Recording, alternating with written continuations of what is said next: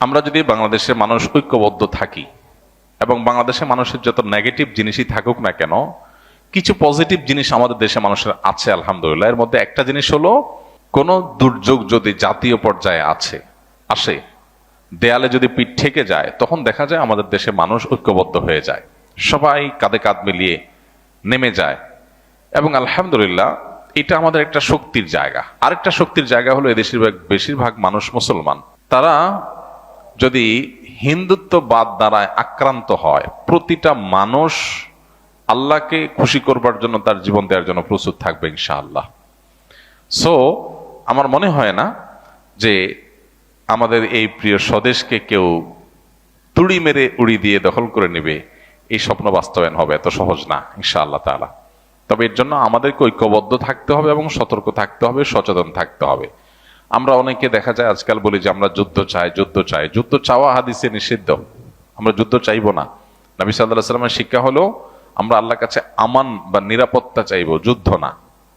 আমরা চাইবো আমাদের প্রতিবেশী দেশের সাথে আমাদের সম্পর্ক ভালো থাকুক, তারা আমাদের উপরে দাদাগিরি, খবরদারি, আমাদের উপরে মাতবরি, আমাদেরকে দাসসুলভ আচরণ করার মানসিকতা তারা ছেড়ে দেখ। এদেশের মানুষ বহু সহ্য করেছে, এ বিষয়ে এদেশের মানুষ আর সহ্য করবে না।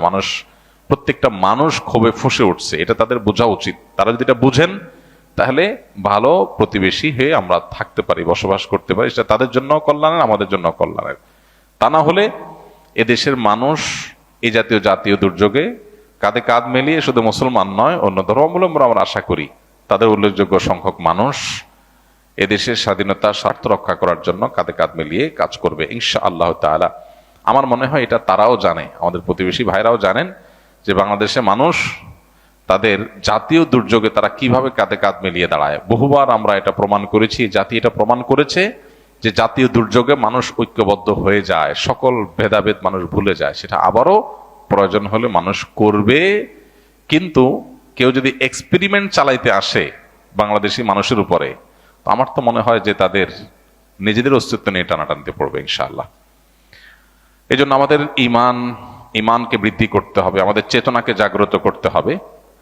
অ্যাজ এ মুসলমান আমাদের মধ্যে এই মানসিকতা থাকতে হবে যে আমরা আল্লাহর জন্য আমাদের জীবনও প্রয়োজনে দিতে আমরা প্রস্তুত। আমাদেরকে যারা কোণঠাসা বানায় রাখে, দাস বানায় রাখে, প্রেসারে রাখে, চাপে রাখে, দখলদারিত্বের মানসিকতা রাখে, খবরদারের মানসিকতা রাখে, ঘৃণা ভরে তাদের এই মাতবরি আমরা প্রত্যাখ্যান করব। আমাদের এই স্বাধীনতার জন্য হুমকির যে সমস্ত পদক্ষেপ তারা নেয়, সেগুলোর বিরুদ্ধে আমরা প্রত্যেকটা মানুষ লড়বো ইনশাআল্লাহ। আমরা যদি সতর্ক থাকি, তাহলে ইনশাআল্লাহ কোনোদিনই তারা সেটা করতে পারবে না ইনশাআল্লাহ।